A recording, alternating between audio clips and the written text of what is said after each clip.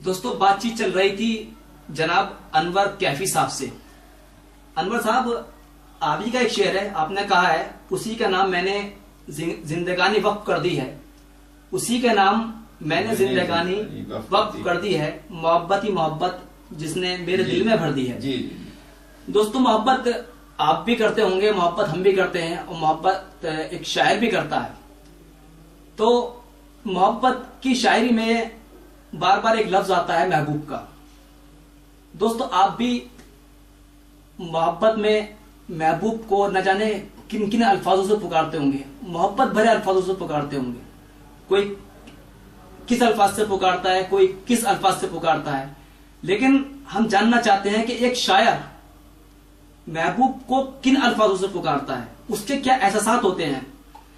आइए बात करते हैं अनवर साहब से। मैं इस सिलसिले में एक मतला, गजल का एक मतला आपकी नजर करता हूं। मैंने कहा है कि चले भी आओ तुम्हारी खातिर मैं एक दुनिया सजा रहा हूं, चले भी आओ मेरे चले भी आओ तुम्हारी खातिर मैं एक दुनिया सजा रहा हूं, तुम्हारी राहों में फूल शबनम शफक सितारे बिछा रहा हूं। क्या बात है। चले भी आओ तुम्हारी खातिर मैं एक दुनिया सजा रहा हूं, तुम्हारी राहों में फूल शबनम शफक सितारे बिछा रहा हूं,